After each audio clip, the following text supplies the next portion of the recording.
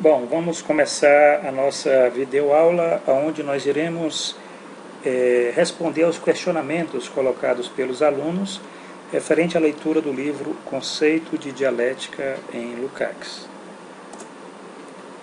O primeiro questionamento, o questionamento sobre a aula 2, é do aluno Hideko Miyata.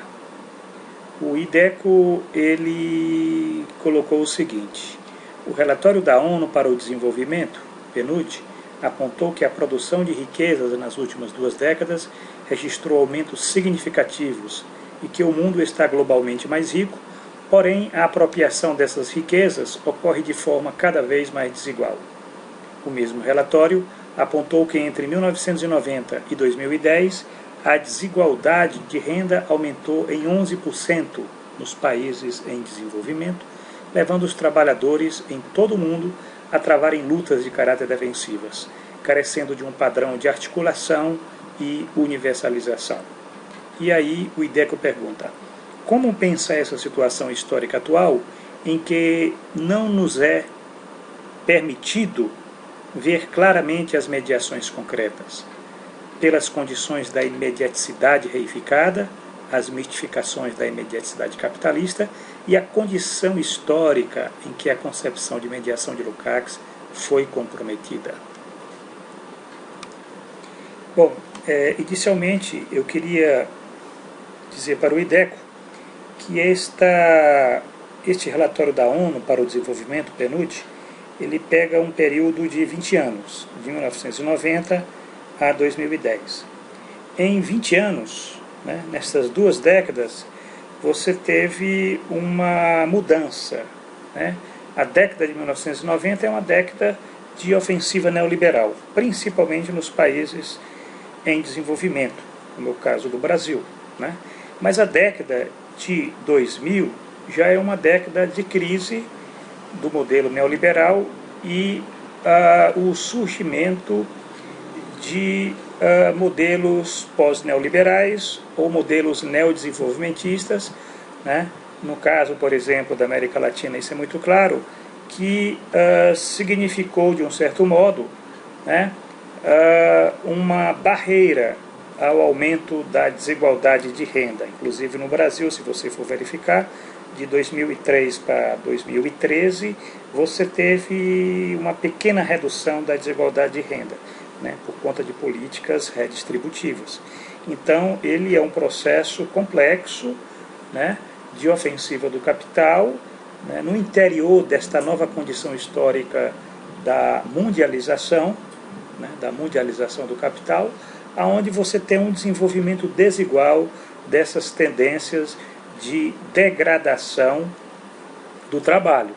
Então temos que ter muito cuidado para não imaginarmos que estamos diante de um processo que ele é inequívoco, ou é um processo onde é claro que se constata que aumentou a concentração de renda, onde você tem uma maior apropriação da riqueza por 1% daqueles que detêm a propriedade do capital no mundo todo, mas isso varia de país para país e que, na verdade, mostra que nós estamos ainda no início da constituição desta nova temporalidade histórica do mundo, do globo, da globalização.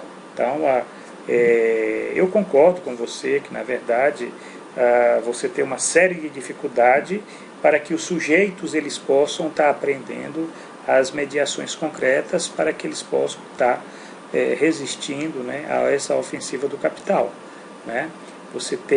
Nós vivemos numa época de intensas mistificações da imediaticidade capitalista. É o capitalismo manipulatório, aquilo que o Lukács colocou, é um processo que desenvolve de forma ampliada e intensa nos últimos 30 anos, aquilo que eu chamo de 30 anos perversos do capitalismo global, certo?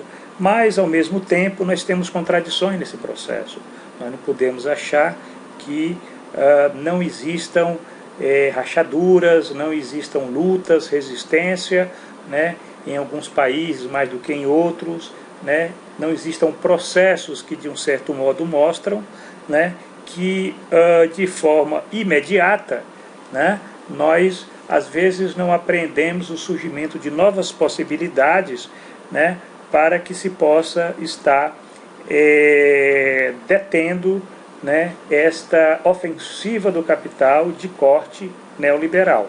Né? Eu não estou dizendo que o socialismo está às portas, mas eu estou dizendo que o capital, como contradição viva, ele é capaz de sempre colocar possibilidades concretas, né, de resistência, de luta e de emancipação.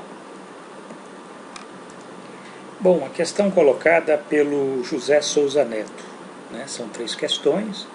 São 3 questões, eu diria que não são fáceis, eu não sei se eu entendi, certo? Uma primeira questão, ele coloca a questão da totalidade concreta, ressaltou no texto estudado. A problemática do sujeito-objeto está no objeto como uma totalidade. O objeto tem um perfil de sujeito e não permite uma visão dualista, conservador-observado? Né? Bom, essa pergunta ela é uma pergunta que se coloca no campo propriamente lógico, né, da lógica dialética. Então temos que ter muito cuidado para não tratarmos essas questões em abstrato. Né? Na verdade, a dialética materialista, né, ela sempre coloca o primado do objeto. Né? E as contradições, de fato, elas estão no objeto. Né? E, então, nesse caso, esta problemática do sujeito-objeto está no objeto como uma totalidade. Sim, esta problemática do sujeito-objeto, ou pelo menos esse processo, essa contradição, né, ela está no objeto, né, num objeto como uma totalidade. E a totalidade, na medida em que ela é concreta, ela é própria expressão de um processo totalizante e totalizador que é intrínseco ao próprio movimento do real, certo? Não é que está na cabeça do sujeito a totalidade, né? Não é que está na cabeça do sujeito, né, essa dimensão lógica da problemática sujeito-objeto. Então isso é importante. Eu diria que hoje a maior dificuldade que nós temos é nós aprendermos de fato a lógica dialética, né, aquilo que está subjacente a toda a construção, a elaboração da crítica do capital feita por Marx, feita por Engels. Né? É por isso que o próprio Lenin disse, né, que para se entender o Capital tem que se entender a lógica de Hegel. Né? Por isso que muita gente que lê o Capital não consegue entendê-lo na sua dimensão radical, porque não entende a lógica dialética daquelas categorias que estão postas ali. Né? A própria universidade hoje, você não tem nenhum esforço para procurar entender, afinal de contas, o método dialético. Né? O ponto 2. É a unidade que se constitui de mudança e continuidade? Neste aspecto, a ruptura é de fundamental importância? A negação como fundamento da mediação? No papel de professor mediador, entendo a visão crítica como fundamento desse pensamento dialético, ou método dialético? Bom, eu não sei se entendi a tua questão, José Souza Neto, mas eu tenho a dizer o seguinte, na verdade, a dialética, né, a lógica dialética, ela é constitutiva por algumas categorias que são fundamentais. Né, essas categorias que estão no próprio movimento do real. Né, por exemplo, a categoria de totalidade, né, totalidade concreta, a categoria de mediação, a categoria de negação, superação. Né, você está lidando com categorias que são fundamentais neste movimento dialético do real, e uma está implicada com a outra. Não existe uma dialética faltando algum desses elementos, porque o próprio real ele se constitui enquanto articulação desses elementos. Né? E eu diria mais, tu perguntas, a negação como fundamento da mediação? Eu diria que é o contrário, né? É a mediação que é o fundamento da negação, que é o fundamento da superação. Né? Não existe superação sem mediação. Né? Não existe totalidade concreta sem mediação. Aliás, a categoria de mediação é uma categoria que articula todo esse processo, né, de desenvolvimento dialético do real.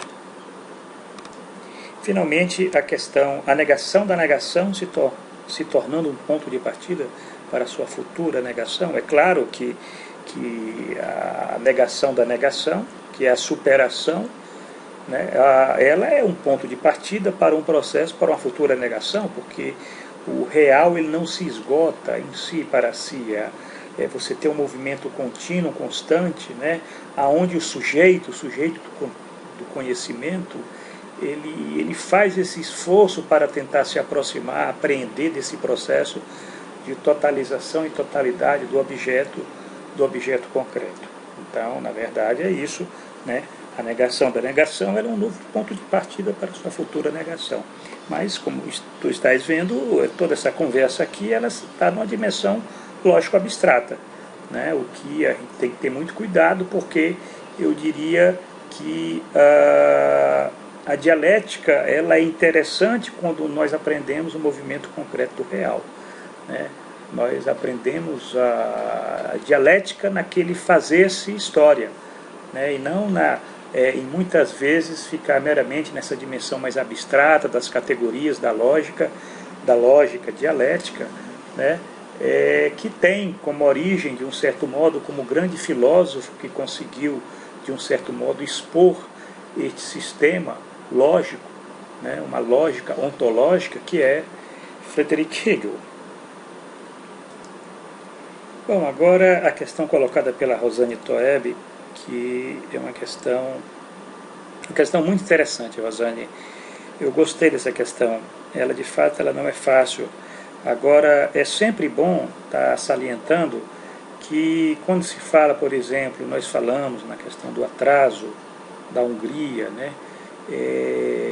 Esse significado dessa palavra atraso tinha uma dimensão muito concreta, né? Dizia respeito a certas forças, as forças sociais, certo, do capitalismo húngaro, né, que impediam o desenvolvimento social, o próprio desenvolvimento dos sujeitos, né, o próprio desenvolvimento daquela instrumentalidade prática capaz de operar, né, a crítica daquela ordem, burguesa, no sentido de você estar desenvolvendo, por exemplo, a consciência, né, a consciência de classe. Então, atraso é nesse sentido. É claro que você tem determinantes econômicos, políticos, culturais, certo? Que eles compõem, por exemplo, essa dimensão do atraso, né? O atraso da Hungria, o atraso alemão, o atraso italiano, todas essas formas, né, de atraso histórico, que Marx fez referência, você lembrou muito bem, né? A Gramsci também teve que estar lidando com isso, diz respeito, né, ao velho mundo, né? A Europa, o velho continente, ele tem todo esse lastro de um passado feudal, né, instituições, né, cultura, né, organizações que, de um certo modo, dificultavam, né, o desenvolvimento social, a consciência social, a consciência de classe, de setores importantes do proletariado e também da burguesia. Então, quer dizer, o atraso ele tem um conteúdo concreto. O atraso não é nada em abstrato, né? E eu digo até que não diz respeito propriamente a uma questão de comparação, né? E essa é como eu compreendo, quer dizer, você não diz respeito a uma questão de comparação. O que você tem, por exemplo, alguns mais desenvolvidos, outros menos desenvolvidos, com respeito a essa redução dessas barreiras, né, no caso do continente europeu, né, barreiras feudais, né, que obstaculizavam o desenvolvimento dos sujeitos históricos, né, capazes de estar operando essas mediações concretas de negação da negação, de negação daquela ordem, né, daquela ordem conservadora que impedia, por exemplo, né, uma percepção clara, né, do que era o capitalismo.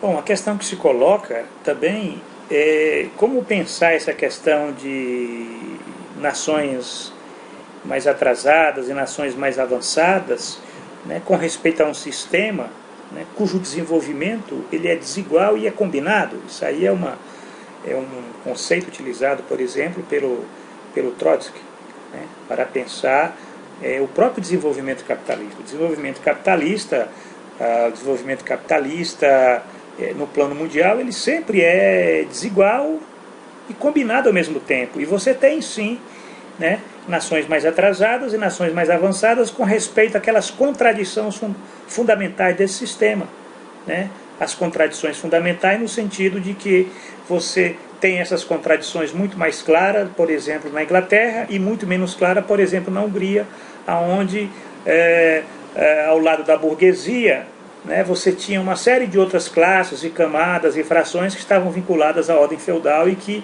de um certo modo, elas embaralhavam aquela percepção, né, daquela sociedade capitalista.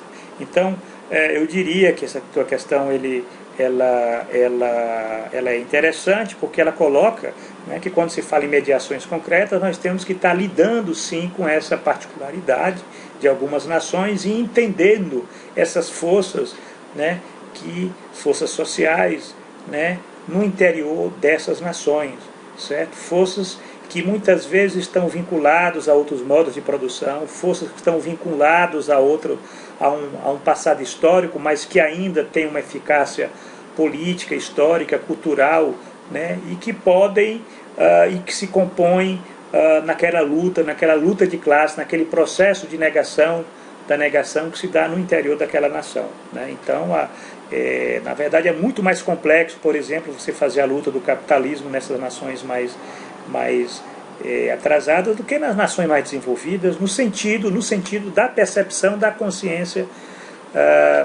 do que está em jogo, né, nessa luta antagônica entre capital e trabalho. Isso no campo, pelo menos assim, vamos dizer, do em si, né, do em si daquela formação social. Eu não estou dizendo que essa facilidade seja no tocante, por exemplo, a essa negação da negação, que isso aí não se discute, porque não se discute negação da negação em abstrato, certo? A negação, né, a superação, ela sempre se dá num plano concreto.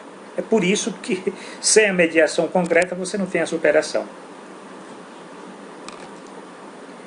Bom, a Meire da Fonseca Bifon, ela coloca uma questão que diz propriamente respeita a uma discussão que está na estética do Lukács, com respeito a, ela diz, existe diferença na apropriação da ciência e na apropriação da arte, né? Quer dizer, a questão do reflexo científico e a questão do reflexo estético. É claro que isso aí não é propriamente um questionamento diretamente vinculado à problemática do livro Conceito de Dialética em Lukács, mas eu posso fazer aqui algumas indicações, né, e dizer que é claro que existe diferença entre essas duas formas de reflexo, né? O reflexo científico e o reflexo estético, né? O reflexo científico, ele desantropomorfiza a realidade, né? Quer dizer, ele lida com conceitos abstratos, né, no sentido de buscar leis, determinações, eu diria, mais abstratas, né? Enquanto o reflexo estético, ele tem uma forma antropomorfizadora, né? O reflexo estético, ele lida, né, de um certo modo, com figurações, com personagens, com construções narrativas, né, enfim, com formas estéticas que têm uma dimensão humana, ineliminavelmente humana, certo? Quer dizer, você, por exemplo, uma coisa, você lê o Capital, né, do Karl Marx, que é uma forma, vamos dizer, científica, né, de apropriação do real, da imediaticidade, ou da mediaticidade capitalista, né? E outra coisa, por exemplo, aqui é você assistir Tempos Modernos, do Charlie Chaplin, aquela cena lá que mostra a fábrica, né, onde ali você tem um personagem, tem um drama, né, do Carlitos, onde ali você está contida a exploração, está contida a mais-valia, está contida a mais-valia relativa, a mais-valia absoluta das categorias, mas elas não aparecem de forma abstrata, elas aparecem de forma concreta, antropomorfizada naquelas situações que estão retratadas no filme. Bom, Meire da Fonseca Bifon, essa tua questão, eu não sei se entendi bem, mas você quer que eu faça alguns comentários, indicações com respeito alguns autores de referência dessas linhas, né, que se diz as 3 linhas marxistas. Eu não sei que 3 linhas marxistas são essas. Eu sei que quando você faz referência aqui a marxismo ocidental, marxismo ocidental, isso é uma expressão cunhada pelo Roy Anderson, para caracterizar todo aquele marxismo que se construiu numa certa temporalidade histórica, que começa com a Revolução Russa e vai até o capitalismo tardio dos anos 70, enfim, você tem uma série de autores dessa corrente, onde é claro que no interior dessa constelação marxista você tem um Lukács, né? Você tem um Gramsci, você tem um Adorno, você tem um Horkheimer, você tem um Marcuse, quer dizer, você tem todo um conjunto de autores com posições muito diferentes, mas com algumas características em comum com respeito à questão de um marxismo, né, que está discutindo mais, por exemplo, filosofia, estética, né, ontologia, né, política, mas uma política que não é vinculada a certos processos revolucionários, porque aí depois dos anos 20, né, depois dos anos 30, você já não tem mais aquela constelação histórica do marxismo clássico que se constitui nos fins do século XIX, começo do século XX, que você tem lá Lenin, tem Rosa, tem Hilferd, tem Kautsky, uma série de outros autores que aí sim, ali você tinha de fato, né, um marxismo que tinha um conteúdo político, prático muito forte, enquanto esse marxismo que se constrói nos anos 20, 30, 40, certo? É um marxismo que ele tende cada vez mais a se afastar mais do movimento operário, a se entrar mais na academia, certo? É o marxismo de professores, certo? De filósofos, de pensadores, e não necessariamente de lideranças políticas, de políticos ligados, né, intrinsecamente, organicamente com o movimento operário. Bom, Hideko Miyata, essa questão que você coloca, né, com respeito a esse caso Brains Trust, que Mezzaro faz referência, né, no caso do governo Kennedy, né, onde o Kennedy queria criar todo um comitê de consulta com grandes pensadores intelectuais, né, para que eles pudessem estar, né, opinando sobre as políticas adotadas pelo governo, né, tipo assim, é como se fosse um comitê de consultores que o presidente, né, ele reunisse sempre que fosse necessário tomar decisões importantes, né? Quer dizer, tem posições diferentes do Mezzaro e do Lukács, né? Quer dizer, enquanto o Lukács entendia essa ideia, né, de se criar esse trust de cérebros, né, esse conjunto, esse comitê de cérebros, né, para dar apoio a governos, certo? Quer dizer, o Lukács, de um certo modo, defendendo essa divisão do trabalho, né, entre os teóricos e os políticos, certo? Mezaros, ele faz a crítica dessa posição, né? Mezaros, ele de um certo modo, né, ele não é a favor da ampliação de tarefas, certo? Ele é a favor de que se acabe essa divisão de tarefas, né? Essa divisão de tarefas entre os políticos e os intelectuais, né? Entre os que pensam e os que fazem, né? Isso é a posição radical do Vélez Mézaros, certo? Enquanto ele fica surpreso porque Lukács ele chega a colocar isso como sendo algo extraordinário, né? Uma extraordinária ampliação de tarefas, quando na verdade não é ampliar, a questão não é ampliar, a questão é você abolir essa separação, né? Onde essa interpenetração entre teoria e política, teoria e prática, ela se dê efetivamente com a própria dissolução dessas categorias que você possa ter, né? E isso, de um certo modo, significa, na visão do Mesaros, uma democratização, uma reestruturação radical de todas as estruturas sociais vigentes. Bom, as questões colocadas pela Gardenia, a Gardenia Lustosa, são muito interessantes, mas não são fáceis, né? Algumas questões colocadas por vocês, se eu soubesse respondê-las, eu com certeza estaria ganhando o Prêmio Nobel de Marxismo, porque são questões verdadeiras, mas que a resposta ela não se dá através meramente da teoria. Algumas linhas aqui já, algumas perguntas elas já contêm as respostas em si, quando se coloca no sentido das mediações necessárias para ver uma relação possível, concreta e dialética, né, aonde você possa, de um certo modo, ser a instrumentalidade para a transformação concreta da realidade, certo? Quer dizer, tem dessas questões colocadas pela Gardenia, eu quero salientar essa daqui. Em que medida o esclarecimento favorecido pela elevação da escolaridade a um povo ou nação pode servir como condição subjetiva necessária à transformação radical de uma realidade determinada? Quer dizer, enfim, o que ela está perguntando é o seguinte: em que medida a educação ela contribui para a emancipação humana, né? No caso, o esclarecimento favorecido pela escolaridade. É claro que contribui, né? É claro que contribui, mas contribui não no sentido de que ela é suficiente. Ela é necessária, mas ela não é suficiente. A educação ela é necessária, mas não é suficiente para a emancipação social. Ela não é suficiente porque existe uma série de outros elementos.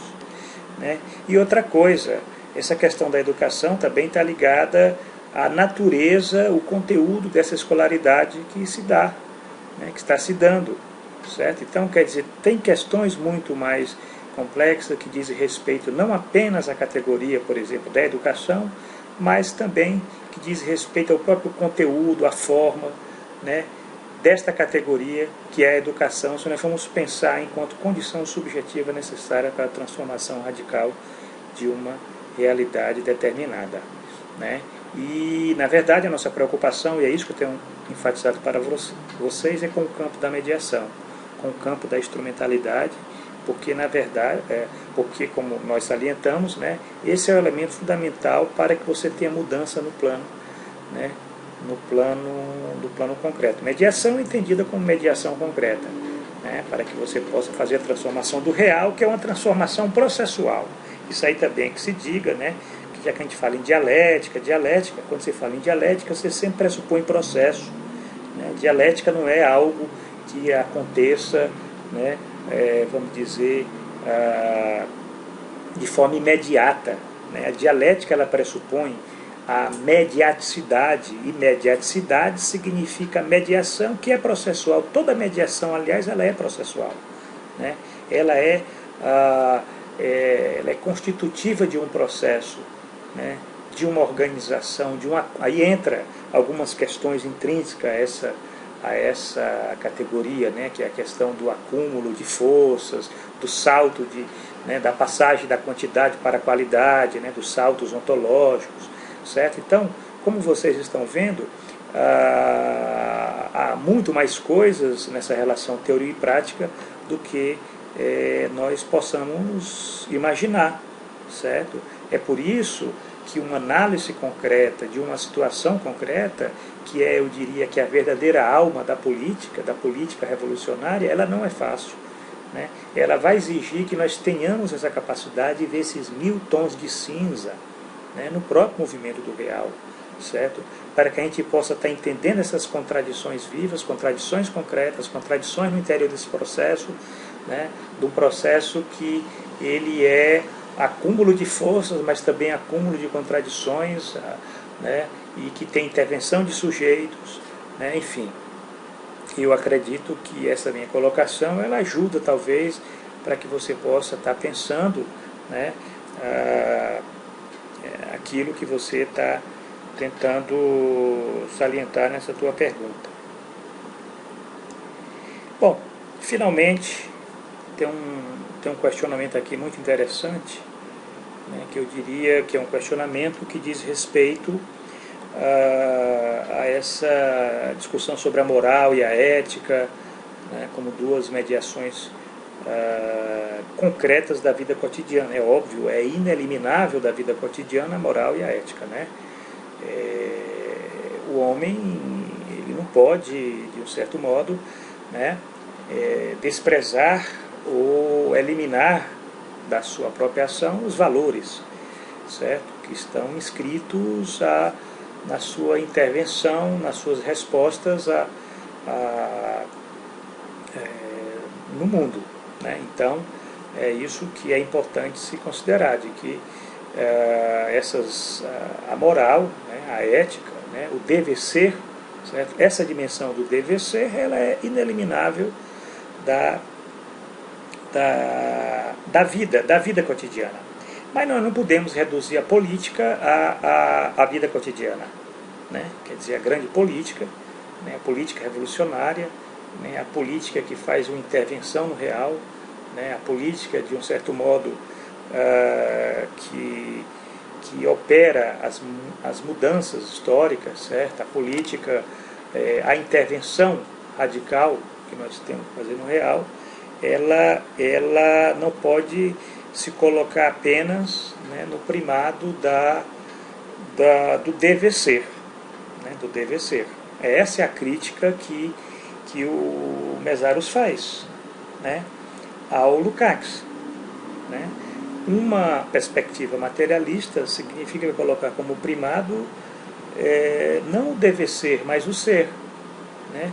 Mesmo pontuando que o ser social, ele tem como algo intrínseco dele, da sua processualidade, a processualidade histórica, essa dimensão do dever ser, né? Então é importante que não está querendo dizer que se deva desprezar a dimensão ética, né?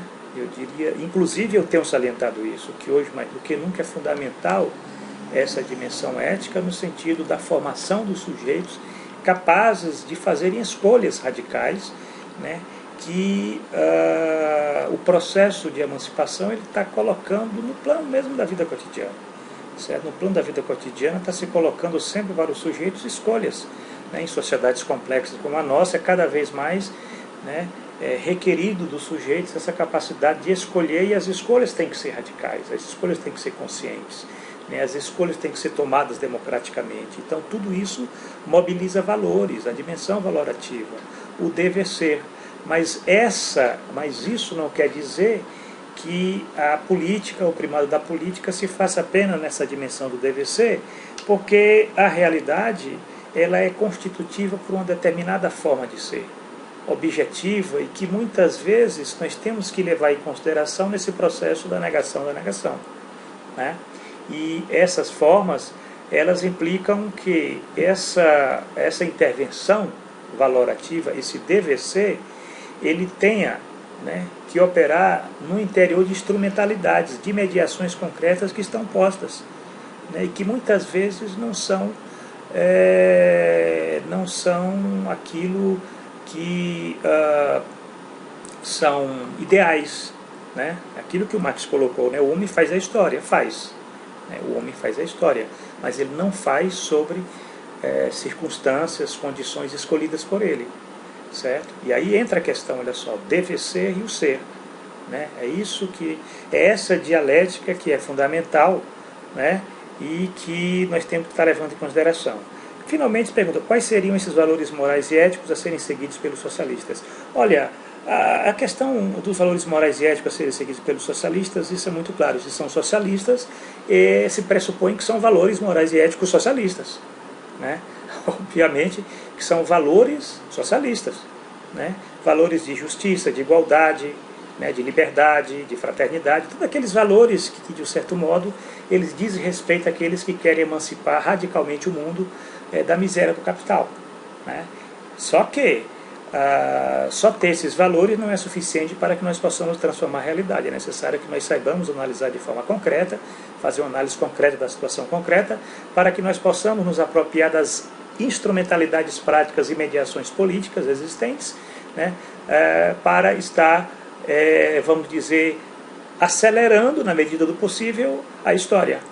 Né? E eu diria que isso é que distingue, por exemplo, uma leitura materialista, de um socialismo científico, né, do materialismo histórico, de outras posições socialistas que são idealistas, né, que acreditam que basta apenas ter valores, ter ideais, que assim se faz a revolução.